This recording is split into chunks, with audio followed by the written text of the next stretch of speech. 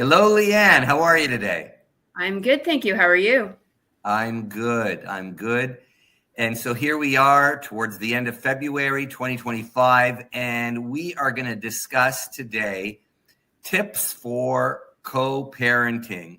And should I co-parent with my former husband or wife? And so, some would say that's a pretty generic topic, don't you think? Couldn't you come up with something a little bit more sexy or different? Well, I'm going to tell you something. I recently read quite a bit of psychological literature on the subject of ACEs.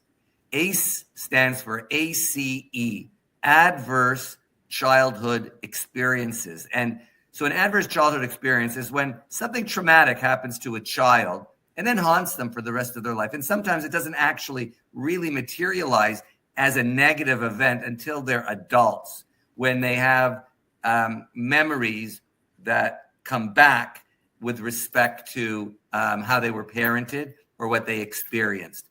For some children, it's something as small as moving from one community to another or from one school to another. And for some children, it could be something terribly traumatic, like losing a parent or being sexually interfered with, or potentially having a parent go to jail.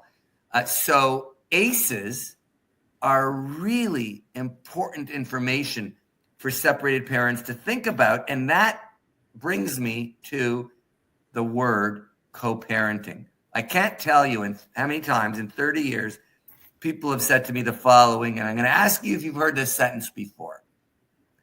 I want sole custody. Have you heard that? I have heard that many, many times.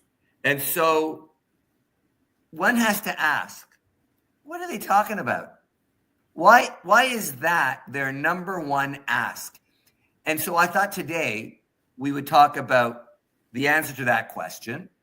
And then we would talk about the alternative to that, which is co-parenting and how to co-parent when you're the type of parent that walks into our office and says, I want sole custody. So, Leanne, talk to me.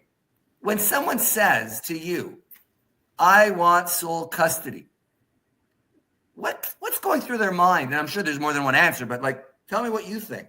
Yeah, I mean, there's definitely a couple things at least going through their mind. I think in some cases when someone comes in and that's their position, it's because they have the reason they're getting a divorce and separated is there's a lot of conflict, and they find that they can't seem to agree on things with their spouse. And so they're finding that parenting is difficult because of the level of conflict. And so they think it will make things a lot easier in terms of doing what in that person's opinion is best for the children if they can have sole custody and make those decisions themselves and not, require the agreement of the other parent.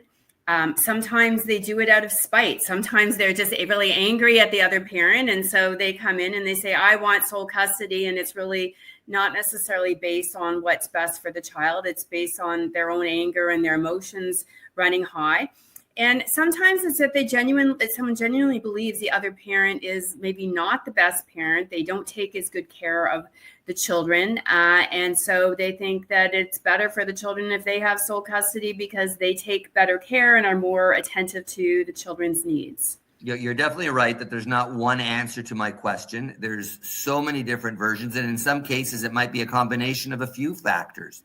Mm-hmm. And so whatever the reasons are, whether they're legitimate, whether they're not, whether they're subjective, whether they're objective, whatever the reasons are, we have to counsel people on what to do at that moment in time when they're ceasing to cohabit as parents.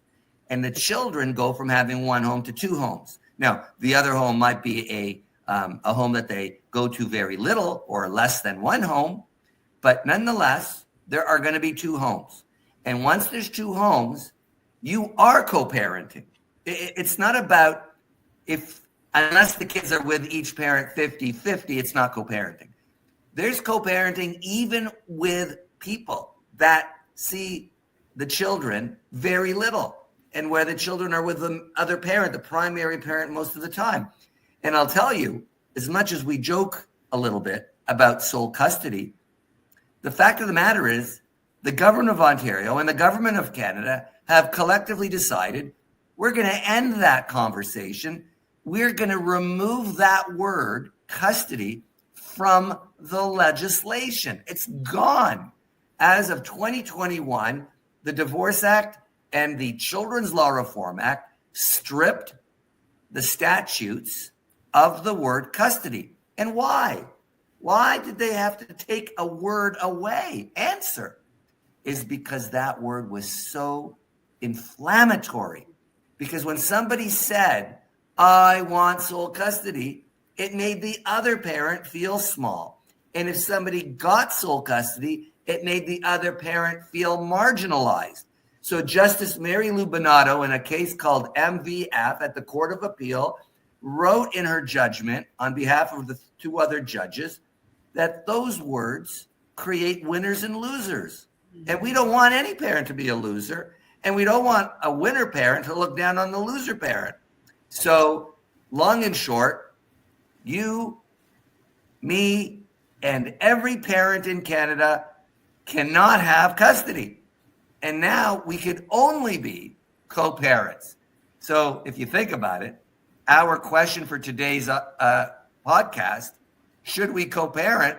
The answer is fairly trite. Yes, you are co-parenting if you are a parent to a child. Now, are they with you half the time? 40%, 30%, 20%, 5%? Doesn't really matter. You're co-parenting.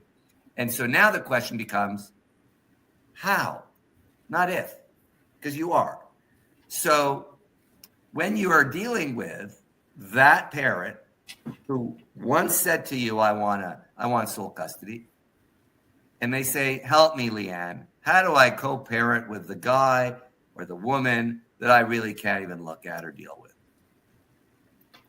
Yeah, I mean, for some people, that's a big ask for me. You know, when they ask me that question, coming up with an answer when there's a lot of conflict and a lot of disagreement can be hard. And I always remind clients that they always have to think about what's in the best interest of their children, and that's at the forefront of any co-parenting relationship, is